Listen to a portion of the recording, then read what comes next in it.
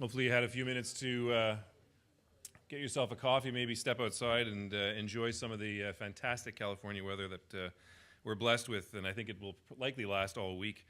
So I was just watching Twitter. I think we're actually starting to trend here, so I think that should be our goal for the week. I think Mar from Spain is bringing up our Twitter feeds, so if she can carry on, keep tweeting.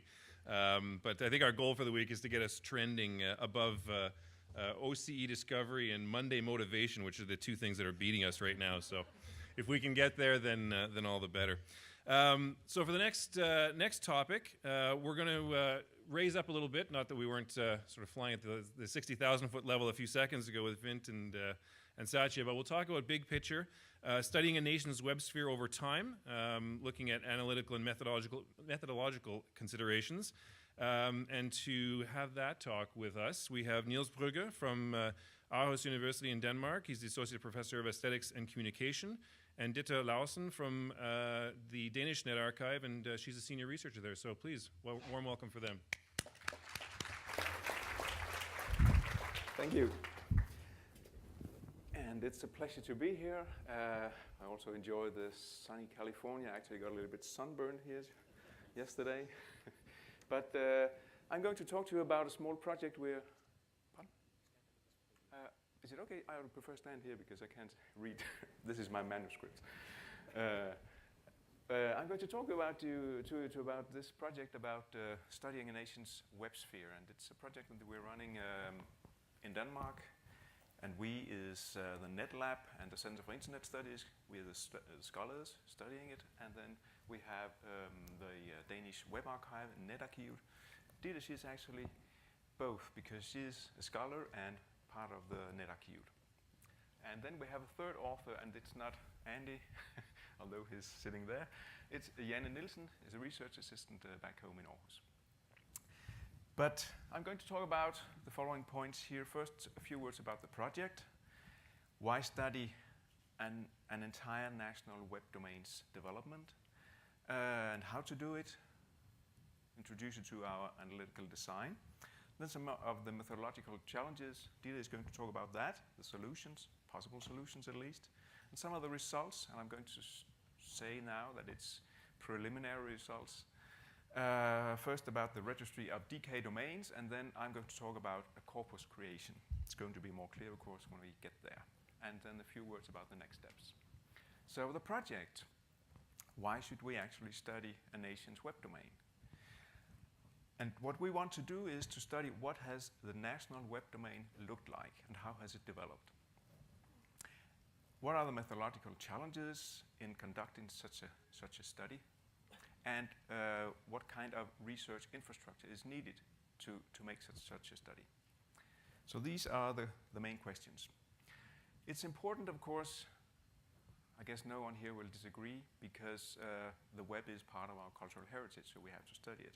But studying an entire national web is important to me, to us, because we consider it a backcloth for all the activity on the web.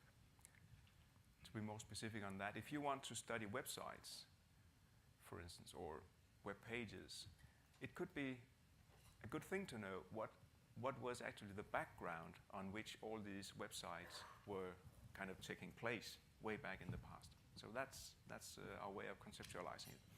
And then we would also like to identify some patterns in the development, some things that we haven't kind of been aware of that could be obvious when we start to see the development of a national web in its entire kind of being. So what are we going to study? What are we going to try to analyze? These are the main points in a bullet list: the size, space, structure, aliveness, and content. And I'm going to elaborate on each of these points right now. First, the size. Simply, how big is the web domain? And when I talk about web domain, I also have to emphasize that. It is the .dk domain. .dk, the Danish domain. Of course, we know that there is Danish material outside the Danish domain. For this project, we have left that out, at least in the beginning. So the Danish web domain is defined as .dk. So how big is this domain? Different file types, how big are they? How big are files in general?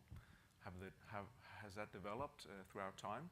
And websites, how big, how small are they? And has that developed? And we also already have some initial ideas about that. The websites in the beginning, they were quite small, and there were only very few that were very big. And maybe this is still the case. We're finding out. Geolocation, we would like to find out where the websites are located by searching the footers for address information, could be postal codes, city names, etc., and then try to figure out, are the websites living in the big cities or outside the big cities? We're also going to look at the networks, hyperlinks, and we're going to do that in two ways. We're going to focus on the networks kind of within each website. How many links point towards the website itself, and how many points outside of the website? It can give us an impression of how closed are the websites on the national web, closed around themselves. Of course, we're also going to study the hyperlinks of the entire national web. Centrality based on in-degree links, yes. How well linked is the national web domain to the rest of the web? To which domains does the Danish web link, etc., etc. There's a lot of interesting things to get answers to here. Aliveness, as we call it, updating the domain names, simply the number of domain names, and Ditte is going to talk a lot more about that. How many new domain names have come each year? How many are inactive? How many have disappeared? And also calculating the number of, or how many web objects have been changed since the last year. So that's also what we're going to study. And then content, we're going to focus on actually what's on the web pages, something we call closedness. Find out how many websites are password protected. Gives you an impression of how closed the web is and how has that developed. File and software types, the most prevalent software types, file types. For instance, when did block software start, etc., etc. Which types of software are the most widespread? Language, of course, it's interesting for us to know how Danish is actually the Danish web. How much of the Danish web is written in Danish? How much is written in English, German, or what have we? And then another way of focusing on content, very basic things, but it could be extremely interesting to know. For instance, such things as the background color. What color is the Danish web? Could be fun to know. Fonts, which fonts are the most used, the length of web pages. I guess we all have an impression that web pages have grown and grown and grown. They're longer and longer. But is that actually correct? And which parts of the website is it that this is correct for?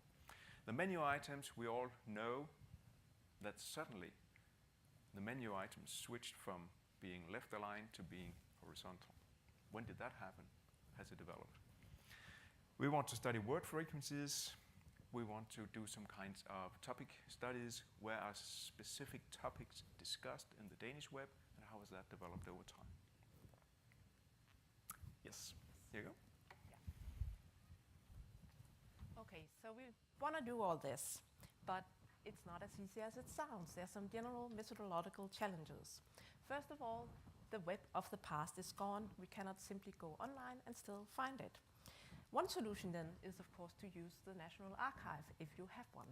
And in Denmark, we do have one. We've been collecting since 2005 all websites aimed at a Danish audience. But we don't want to study the National Archive. We want to study the national web sphere, and there's not a one-to-one relationship between the two. There's not a one-to-one relationship between the two because the archive is not an exact copy of the national web sphere. First of all, not everything has been archived due to settings and technical deficiencies. The archive is very unsystematic. You cannot be sure how close your archive copy is to the original, and you have no original to compare with. And archiving takes time, so the link structure becomes very inconsistent. And deduplication means that if an identical copy of a given file is already in the archive, then it's not archived again, but it is discarded from the archiving. And this saves 40% storage, so that's very good. But it was maybe archived 2 years earlier than the year that you are interested in. So measures have to be taken to ensure that what was discarded during the archiving process can be recombined with the materials where it also belongs. And archiving strategies may be changed between two archivings. And finally, parts of domains may be harvested more than once. We will illustrate this last point. So the crawler will go to its designated domain and start to crawl the start URL.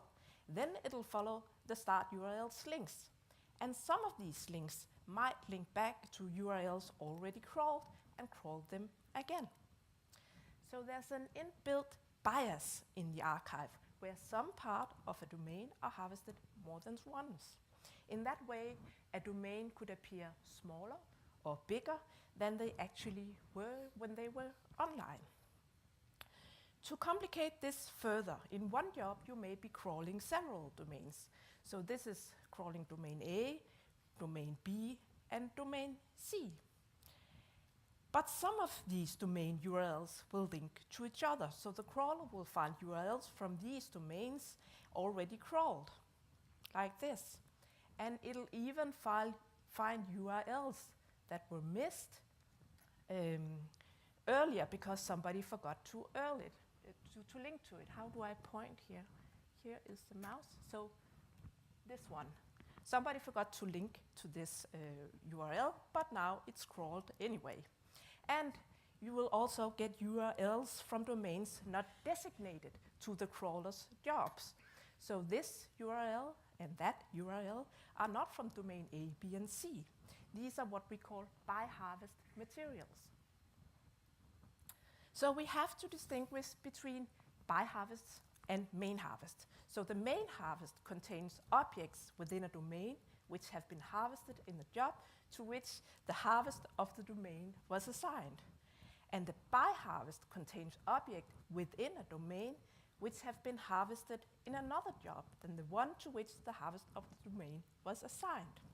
So in this first job, you get a lot of objects from A, B, and C. This is the main harvest, so M and H is the main harvest.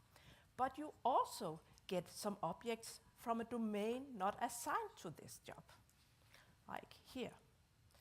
This domain was maybe assigned to the next job, where you then get some more of this domain. You get a lot more from this domain. And this job will contain other by-harvest materials and main harvest materials from other domains. And this will continue and continue. We'll come back to this later. But the point is, how can we go about all these methodological challenges? Well, we could choose not to use the archive at all. We could just choose to use the register of .dk domains, and then we'll have the development of the Danish web sphere over time if we have the lists. Or we could try to create an unbiased corpus within the archive with one complete version of each domain. And we have tried both.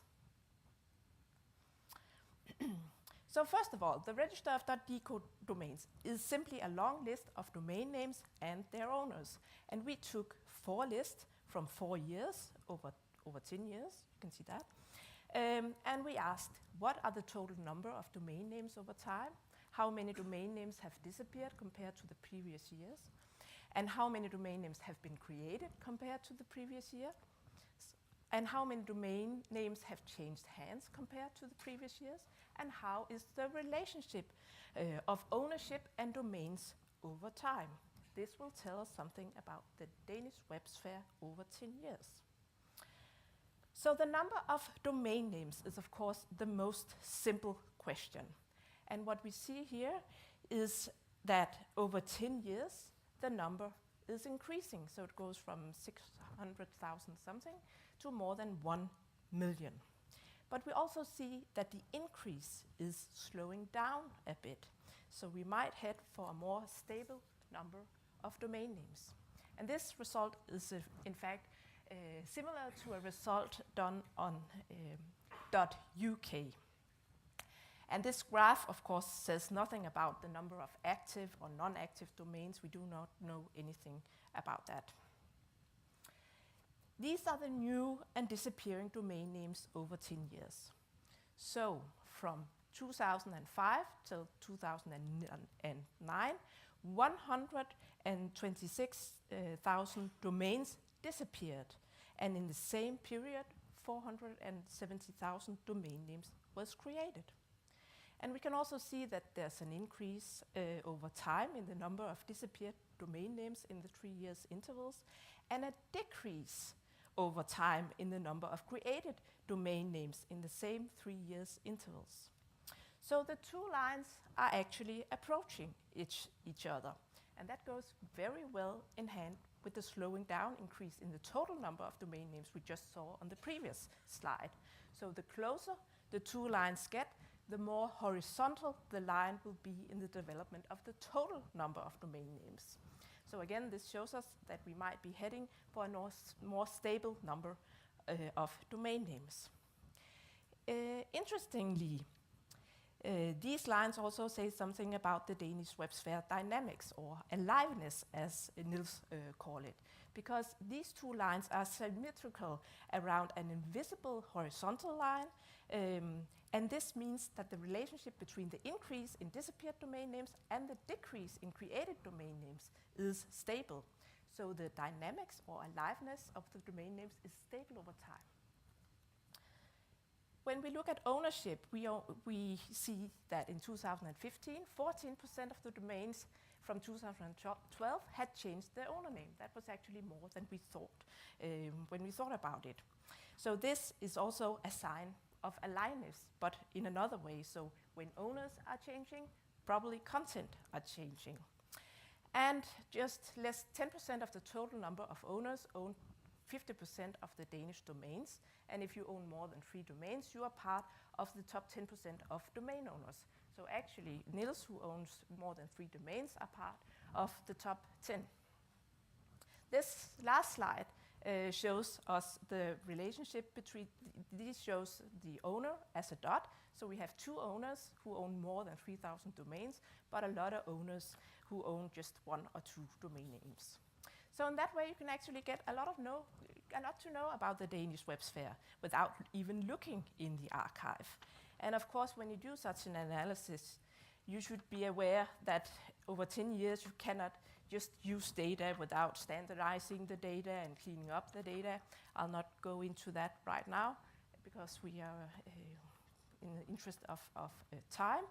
But just mention that, of course, this is just an first analysis, and we have some more questions who have come up that we can investigate, like, for instance, how many domain names disappear in one period and reappear in another period after how long time? Niels? I guess you have one slide more. Yes. Okay, no, you didn't. Sorry. Well, let's then say that we didn't take the direction that Ditte talked about, studying only the registry of domain names, but also going into the archive and, okay, we want to study what's in the archive. And then we have to create a corpus. And why do we have that? Because, as Ditte told you, in the archive there is simply too much material, and it's a mess.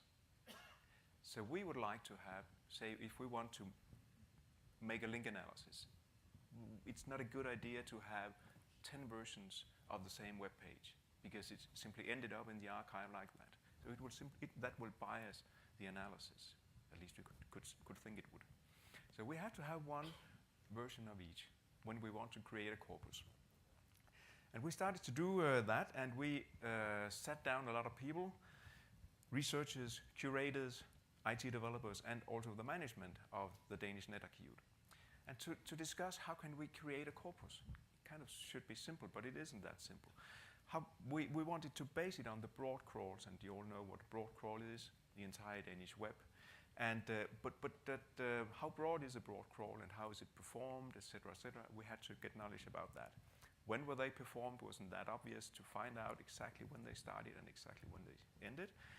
How to find the most complete of these broad crawls would be a nice thing to do. And then we also had some terminological problems. A scholar as me, I would say, okay, only one. Then I had to hurry up. What is a web element? I call stuff on a website a web element. For an IT developer, that doesn't give any sense. So, but I thought we had until we didn't. Okay. We didn't know that. So I'll try to finish up very rapidly. The corpus creation, we started out with the broad crawls, and that's what we want to study. Selected 2 to 4 of them from the web archive. 2006, 9, 12, and 15. How had they developed? And this is the drawing that Ditte made before. And we have all these by harvests, and we had to figure out how to get around that. So what we tried to do is then to set up an algorithm that could, in a way, make this happen. That is, find all the noise that is by harvests and figure out how we can combine that with the main harvest. Yes, I'm going to skip that one. And this algorithm, our IT developer Ulrik Have, some of you know him, together with Per from NetArchive, wrote that. And it was tested, or it is being tested right now on a very small crawl from 2006. 127 jobs. Each job has several domains in it, as Ditte talked about, and then he produced an 18 gigabyte crawl log, which was enhanced with the job IDs, as you can see it here. And then they used, or are going to use, IBM Big Insights, and then perform the algorithm on a large spreadsheet. To locate the objects that are not included in the main harvest, the so-called by harvests, and if there are duplicates, that is, if there are more by harvests, which of them are closest to the time of the main harvest. So this is what is going to happen, so to say. And then the next steps, what we're going to do when this is tested and we have started, we'll start to do the analysis and try to find out what shall we do with the crawl log. Are we going to open the WARC files and get access to the actual content? Or are we going to have a subset of an index that is being created right now of the entire Danish web archive? Can we identify a subset of that index and use that for our analysis? So that's some of the questions that we're discussing. And then of course we want to start making the analysis. Dissemination, we have a few book chapters coming up that are going to tell you the story about the Danish web and its development, some papers.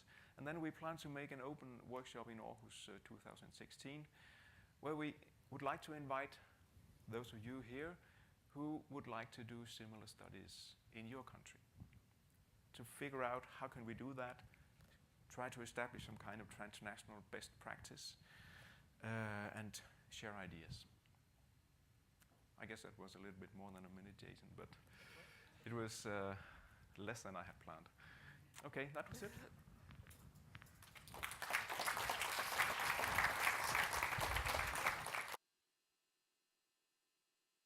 If anyone has some from that great talk there, please put your hand up if you have something to ask. I'm sure you do. Jay, we've got a mic coming, but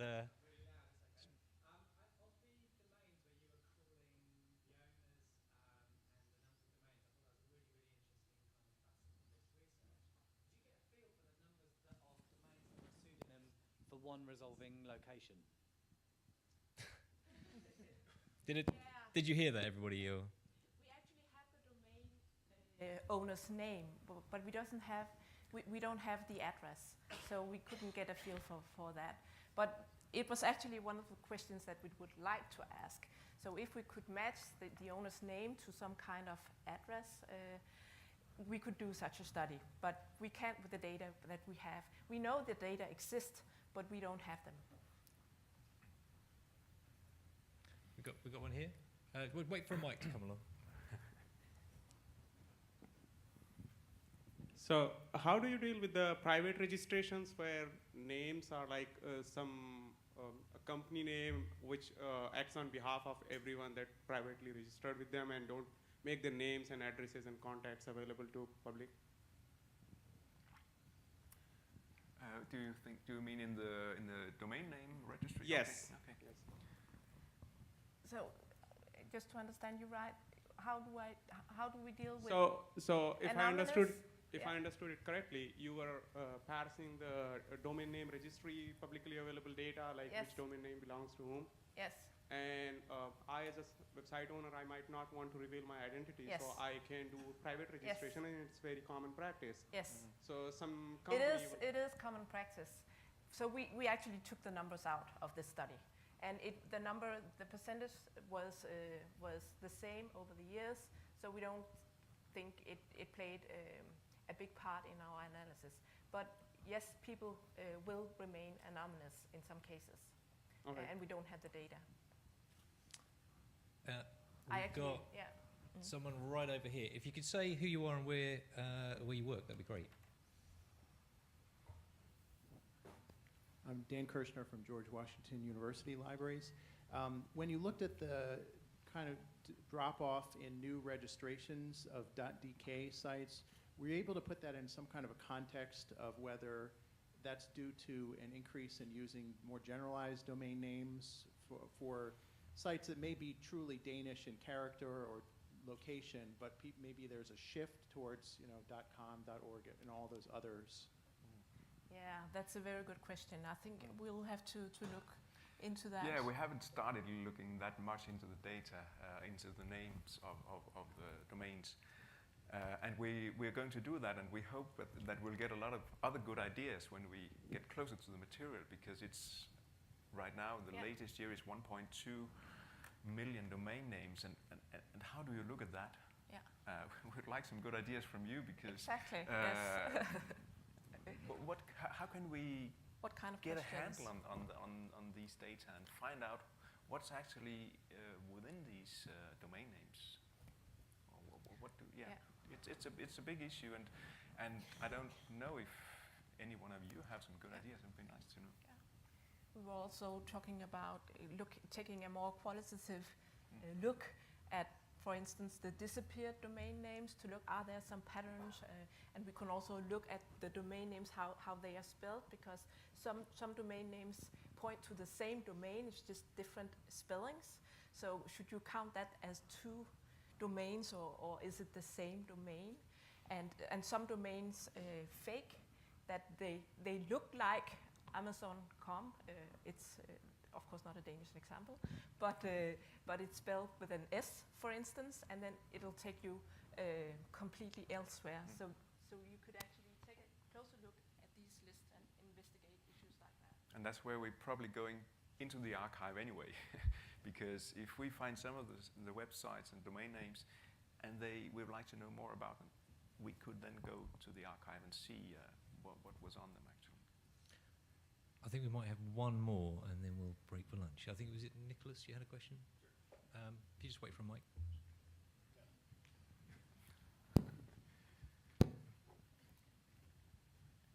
Oh, sorry, we're not going for lunch yet. Sorry, we've got more to come. Nicholas Taylor, Stanford University Libraries. I was curious, in your investigations of the size of websites, whether you had encountered heuristics for, like, if you were to archive the first page of a website, that might give you some cues to figure out what its size were, because it seems like something like that could be useful operationally for assessing, oh, this crawl is going to be this big, or something along those lines.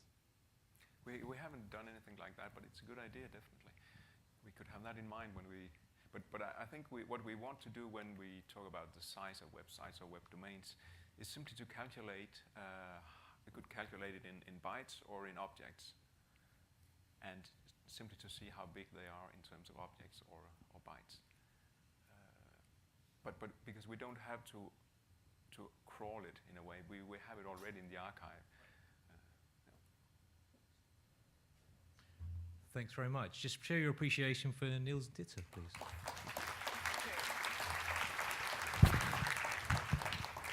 We've actually run out of gold ink, but we can say tak, so thank you very much. Just by show of hands, just to make sure we get this right, in terms of lunch or listening to Andy do the next speech, just by who? So yes, I think as a good segue in terms of creating a corpus that Niels and Ditte talked about, Andy Jackson from the British Library, who's I guess the web archiving technical lead, is going to tell us what they've actually saved in the UK archive. So Andy, over to you.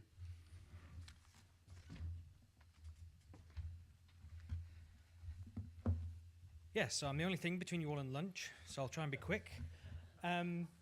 What have we saved? Well, let me see if I can work out how to use the technology. Right. At the UK Web Archive, we have 3 collections, and we started saving back in 2004, a decade ago, and building up and that was all done by permission. And these days, we call that the Open UK Web Archive, because we can make it openly available. In part, this was considered a long-term investment in the infrastructure and skills we needed to take on domain crawls, which we've been doing since 2013 under non-print legal deposit legislation. I can't hold on to it. Furthermore, to ensure we have as complete a record as possible as the UK domain, thanks to the Internet Archive, we worked with JISC to get a copy of their copy of the .uk stuff and have a copy of that on our own storage systems. And that gives us a complete record as possible of the UK domain up until legal deposit was enacted. However, those legal regulations are due to be reviewed and actually, in principle, could be withdrawn. So what should we do? Well, in order to ensure the future of our collections and to reach these goals, we need to be able to better articulate the value of what we've saved. And to do this, we need a better understanding of our collections and how they can be used. So if we step right back for a moment and look at what comes out of the crawlers and those 8 billion resources, what do we see? Well, WARCs themselves are just great big bundles of stuff, crawled resources, and they reflect the harvester and the baler, so to speak, and not really the need or the use. So obviously, like most of us at the most basic level, we find ways to open it up and take a look at it. And so primarily, of course, we use Open Wayback or Wayback.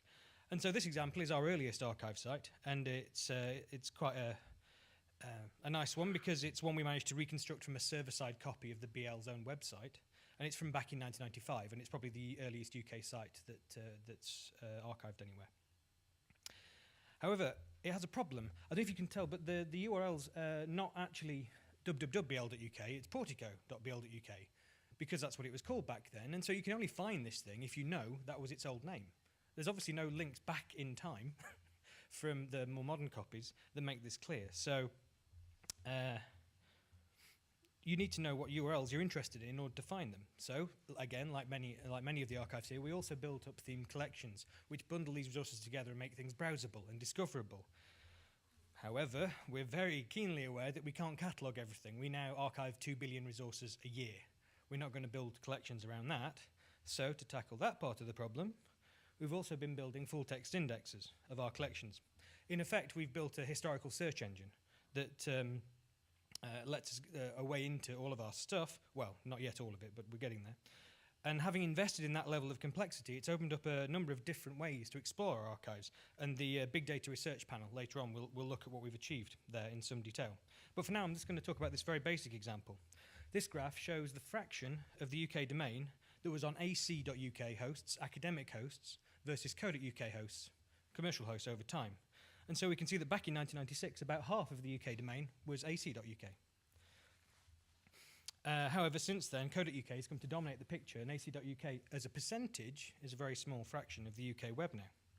Of course, overall, in absolute terms, both have grown massively, but this kind of compositional change is exactly the kind of overall trend you need to be aware of when you try and understand trends you see in the web, say in the usage of research or medical terms over time. So building this has been great fun, but these kind of user interfaces, they're difficult to build, and they're forced to make some fairly strong assumptions about what the users want, the kind of questions they want to ask. So we've tried to complement these bespoke tools with kind of rawer secondary data sets. So these kind of facts about our collections that are generated largely as a side effect of our content management provide a way for our more technically adept users to explore our data using their own tools. This provides a way of handing quite rich and interesting data to researchers, but without handing over the actual copyrighted content. And I think this is something of a theme now for many of the archives. And it's generated a reasonable number of publications so far. In particular, this process also pays dividends directly to us, in that the way researchers have attempted to exploit our collections has helped us better understand what they need and do a better job when we crawl the web. A simple example is one researcher took the link graph from 1996 and used it to test their graph layout algorithm and came up with this nice picture. Now, from a researcher's point of view, all the clusters of interlinked hosts in the middle are probably the most interesting bit. But actually, we learnt the most from the halo around the edge. Now, that halo is all of the sites which are in the .uk domain. They're in scope for legal deposit, but we won't find them by crawling unless we stray outside the .uk domain, because they're only linked to from .coms, .org, .nets. They're not not linked to from within UK. So we can't build a truly representative picture of the UK domain unless we allow our crawlers somehow to stray outside it and back in again. The data generation and full text indexing processes we do also give us an opportunity to perform some deeper characterization of our content, such as format identification, feature identification, and scanning for preservation risks. To touch on the obsolescence issue, this has confirmed what many have suspected, that, I mean, by volume, the vast majority of content in the web archive is not going to go obsolete at the format level anytime soon. But if you dig deeper, it illustrates how poorly we understand the tail of formats and features in use. I'll give you an example. So HTML is 20 years old, and if you looked at the format level, it doesn't look obsolete. You can look at Tim Berners-Lee's early HTML in a modern browser, and it renders pretty much fine. But the devil's in the detail. What about the applet tag? Chrome doesn't support that tag anymore, so even if we reconstruct it via Wayback, Chrome won't play it back, because that tag's been obsolete for years and is being deprecated out of browsers. Similarly with Blink, which doesn't work anymore. Should we invest energy in reconstituting the Blink tag? Show of hands? I don't know. and other technologies which are more recent but still dying, like the font tag. One day a browser engine may choose to no longer support it. And of course our biggest problem, the growth, massive growth in the use of the script tag, from almost no web pages back in 1996 through to almost all web pages embedding JavaScript in these days. Those are percentage figures, but it is clear, okay. Anyway, so this is all good stuff, but it's all looking inwards onto the archive. We also wanted to come at it another way and try and complement this approach by comparing our archive with other archives, but particularly with the live web. So this is an attempt to get at the most fundamental value web archives offer. The web is volatile, and we save things that aren't there anymore. How true is that? Or, to put that another way, how bad... I should have done that earlier. We want to try and contextualize our web and understand how bad the link rot problem really is, and how much of our collection is still out there on the live web. So if we want to understand how our kind of archival sliver of the web has changed, we need to go out and look at, one way of doing it is to take all our archived URLs and go and look at what happened to them since now. So for the open UK Web Archive, this is what we've been doing over that 10 years, more or less. Archiving more and more resources, tens of millions per year for most of the years since 2004. And then that kind of drop off at the end is as we switch over to legal deposit crawling. So obviously we're collecting a lot more material now, but this is just that. Now we can't go and visit all of those URLs again to see what's happened to them, but we don't need to. We can take a random sampling approach. So based on our Solar Index, we can randomly generate 1,000 URLs from every year. So we slice it up by year, randomly sample it. We'll make a little script, and it goes down, tries to download those URLs again from each year, classifies the results. If the host name doesn't resolve or is reachable, we call it gone. If errors, error. If it's a 404, we say it's missing. And if it does end up either via redirects or directly to a resource, we call that moved or OK. By now, we also look for soft 404, so that's when the server says not found, but the status code it returns is, oh, it's fine. We looked at the prevalence of that, and actually it's very low in the .uk domain for some reason. It's well under 1% of dead domains have, or old domains have that present, so that doesn't appear to be a factor. So, plotting those results by year, we get this overall picture. So remember, this is just whether these URLs are still alive. And we find that just 2 years ago, 40% of those URLs are gone, missing, or the servers have died, nearly 20%. And this gets worse and worse as you go back in time, looking at older and older material. And a good chunk keep moving, and a fair few, 50%-ish for 2 years ago, and then dropping off, appear to be okay. However, this, so far, only tells us the URLs are still active. The content of those resources could have changed completely. So that's just the link rot, so to speak. We want to know what the content is like underneath. So we tried to come up with a reasonably scalable and simple way of attacking that part of the problem. So we decided to do the following. If I take this, this is just an example web page for the National Institute of Health and Care Excellence from our archive. Well, this is the live version when I took it. So if we want to compare this page with the archive version, the simplest thing we could do is throw away all the tags, throw away all the images, throw away all the CSS, and just extract the text. It's a simple signal, but it's still generally an interesting one. However, comparing these big chunks of text is still quite clunky and cumbersome. It's very hard to scale. So we can go one step further and reduce that text to a fingerprint. Now, a fingerprint, most of us will be familiar with hashes and cryptographic hashes, right? So fingerprints are very much like those, with one very important difference.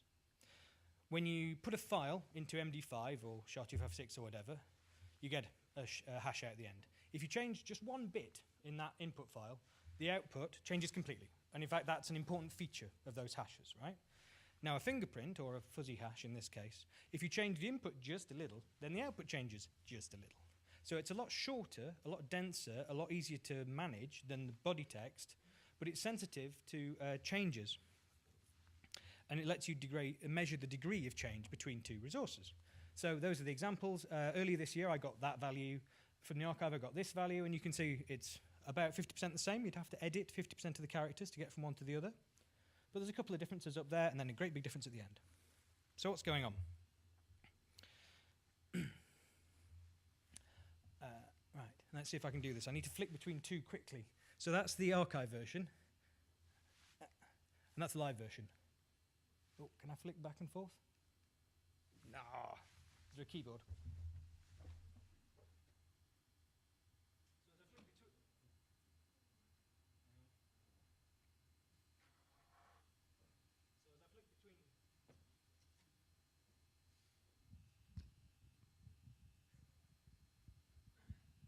I'm going to get an extra minute for this, right? No, it's anyway. It's okay, it's fine. As I flick between them, you can see a couple of small changes to the page in the logo at the top and the download speed, or the estimated download time in the middle there. And this appears to correspond to those two small changes up near the top of the fuzzy hash. But as you go, it doesn't explain that big long change at the end. Well, it turns out you need to look at the whole page, not just the top, because the server was having a bad day on the day we crawled it. It's a shame. When we crawled it in 2013, the server accidentally injected a copy of half of the page inside the page, and thus broke the footer totally, and was much longer and totally different to what the footer should have been. So, although this is a kind of relatively simplistic text fingerprint, we think it does more or less reliably reflect the position and degree of changes between versions of documents. So, if we take all of those URLs that looked okay before and run them through this, and use this to estimate how similar those URLs are to the archive version, we get quite a bad picture. So the URL's resolved, but the content has drifted, has changed. Even in 2013, 40% of the content is unrecognizably different to how it was in the archive. And this gets much worse as you go back. And the little sliver of blue across the top is the identical stuff, the stuff that's binary identical to the archive version, which is very, very small percentage indeed. Out of interest, this same tactic can also be used to compare the OK and moved resources to each other. And so we can see after 2 years, if a URL says that it's still there, it's OK. Actually, there's a 1/3% chance. 1/3%. There's a third of a chance. No, that's not. There's 33% chance that it's identical. And then a further third that it's similar, but actually a third of the time it'll have changed completely in just 2 years. Whereas, perhaps not surprisingly, if it's moved, it's a lot more likely to be different and a lot less likely to be identical. If we combine this similarity data with the overall results for the URLs, we get a big, fuller picture. The URLs ain't cool. It's very clear that very few of the archive resources are still available, unchanged, on the current web. After just 2 years, 60% of the content has gone or changed into something unrecognizable. To be frank, this rot rate is a lot higher than I expected. It's a lot higher than the legal and scientific corpora that I've seen this kind of analysis in before. And so I wondered if this was a bias due to the Open Web Archive collection. We often prioritize sites that are going offline. So I was thinking, well, maybe this is just because it's this selective archiving, and that's kind of driving this process. You'll be lucky. No. And so I ran the same analysis over the legal deposit collection for the last 2 years. So now I'm sampling 2,000 URLs out of 2 billion a year. And actually, the picture's basically the same. If you look at 2013, 60% of the content is totally unrecognizable after just 2 years. And only 1 year, the figure's 50%. So, yeah, seriously, we lose 50% of the UK web a year. I was quite surprised by that. It's a lot higher than I was expecting. This raised the question whether this instability might be traceable to specific parts of the web. Maybe, surely, academic websites, ac.uk, are more stable than co.uk, for example. So I did that breakdown, and no. Actually, the worst offenders from 2013, and 14 in this case, NHS and gov.uk, but they've both been restructured in that time period, so that's probably what's happening there. And co.uk and ac.uk and org.uk are all kind of equally quite bad. Pulling all of this open and legal deposit data together, we can get a full view of the situation across the entire decade. For me, this big black hole of content lost from the live web is a very powerful way of visualizing the value of what we've saved over those last 10 years. Honestly, I'm just going to leave that there for a minute.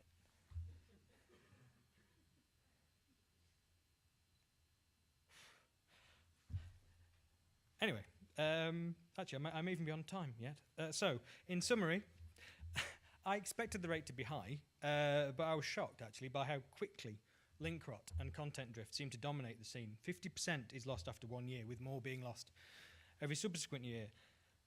It is, I suppose, worth noting that the loss rate is not maintained at 50% every year. Otherwise, after 2 years, we'd have 75% gone, not 60%, right, if we're losing half every year. So there are some islands of stability under there that we don't yet understand. And this also indicates that kind of broad measures like average lifetime aren't really meaningful because they don't carry through the importance of those islands and the distribution of stabilities we find. But we don't know where they are yet.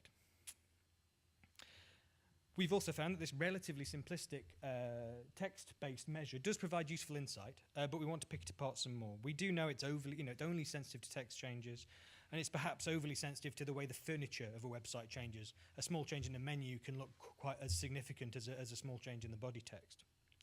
But it is useful, and more importantly, it is scalable.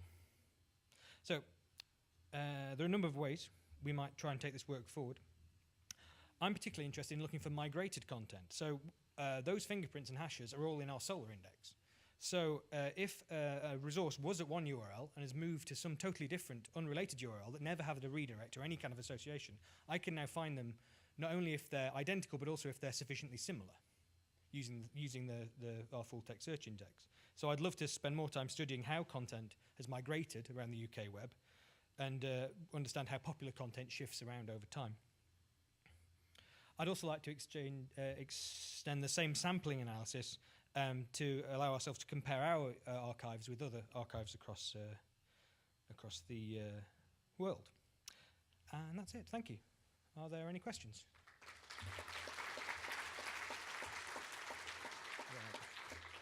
Shall I stay here? Yeah. Right. We've got a good 10 minutes for questions. So one at the back there, Brenda, I think. From University of North Texas. I was wondering if you're comparing similarity for textual data and you're using the deep hash algorithm. So I was wondering, how would you compare non-textual data such as video or images or style sheets? Obviously, maybe a site had a video that was replaced by a different video or images that were different. How would you do that? Don't know. Any judgment of similarity means some value judgment about what the most important features of a medium are. So we'd have to pick something. And I don't quite know how I'd do that yet. It's a very good question. I don't know. One option would be to screenshot the videos and start to compare the kind of color spectrum, color histograms of images. We do screenshot the websites. We crawl now, mid-crawl from the live web. So that would be one possibility, is we could start to do color or structure-based comparisons with the images that we found. Those will be much more computationally expensive to build than the hash-based text analysis I've done so far. So it's that scalability has driven the current simplicity of the approach. But it would be lovely to spend more time researching that in the future. We've probably heard plenty from Jay and Nicholas. Anyone else? You've scared everyone off now. Anyone? Oh, Jay, you're in. Thank you very much, Jay, from the National Library of New Zealand. Andy, 2007 looked like there were some interesting things happening. Do you think that was just a function of the random generation of URLs? Or do you think that there was actually something around technology that may be a lesson that we could be keeping an eye on? I can get there quickly. I would. There's a problem in that. You remember the number of resources we archived over time?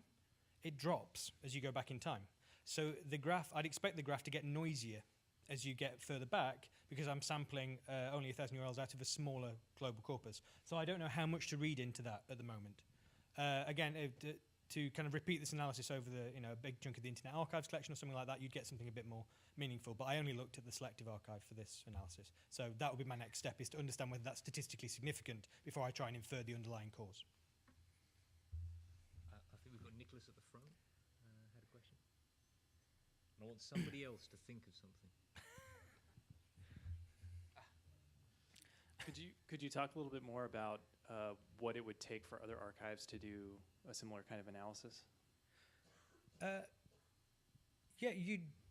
So to do the baseline analysis, you don't need a full text search index at all.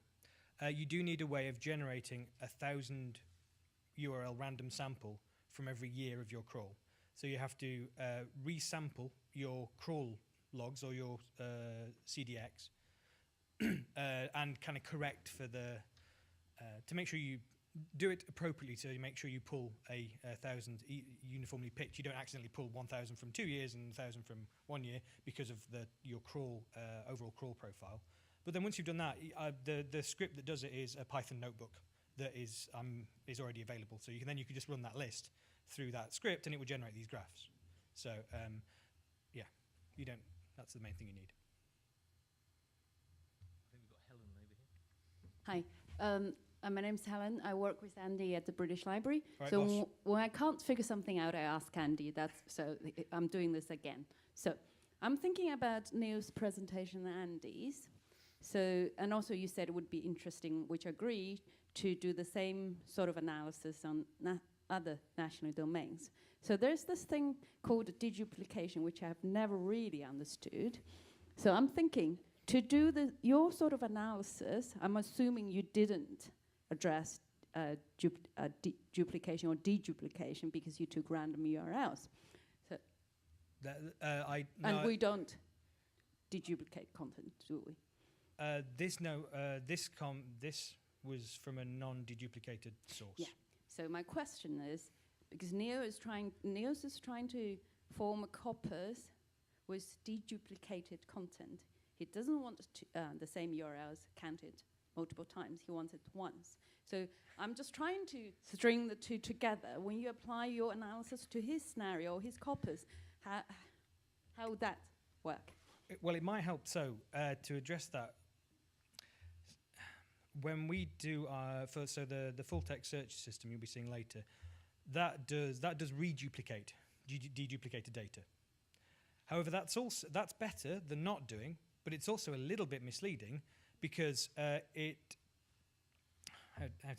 exactly touches on this similarity issue. If a given URL has the same hash, exactly the same content, in 1 year, it counts once when you do the kind of graph analysis that we do. However, the way our index is, if it changes by a tiny bit, it counts twice. And that's probably not fair, right? But then neither's making it count 3 times because you crawled it 3 times and it happened to be different. So we have to get the bias as fair as possible. You can't remove it completely. We have to find some way of using a similarity measure to say, well, actually that URL, the 3 times we crawled that URL, it was effectively the same. So we should only count it once when we infer anything from it. And we don't know how to do that properly yet, right? But it's an open area where we kind of need to work out how best to define whether a resource has changed over time when we're trying to track trends in publication and usage. It's quite messy.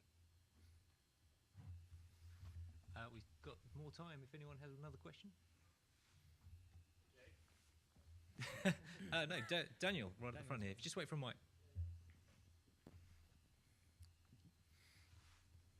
Hi, I'm Daniel from the Portuguese Web Archive.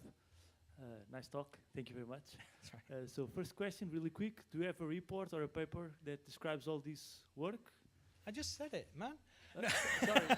No, it hasn't been written up formally yet. Right now, I have like this and the script for this and the Python notebook that generated the graphs from the data, and I'm happily sharing all of that already. I would hope to write this up a bit more formally at some point. I was hoping to do that amongst other things for the RESOR conference later this year, but that's fallen off my plate because it's too full right now. But yes, I would seek to do that in the future, yeah. Okay, and about the results for the legal deposit law, that collection was created through broad crawls of the .uk domain? Yes, we do.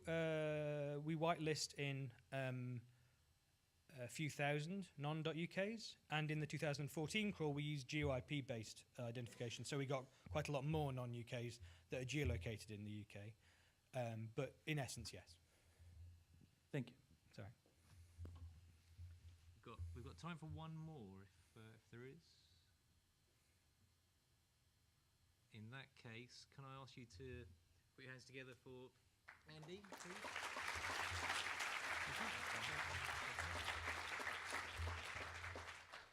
And the moment you've all been waiting for is lunch. But I hope you found the talks very stimulating. Certainly I have. And to give you an opportunity to have plenty of time to talk to each other, we've got an hour and a half for lunch. But if I can ask you to be back at your seats at 2 o'clock, that would be fantastic. And we've got another action-packed afternoon. Thanks very much.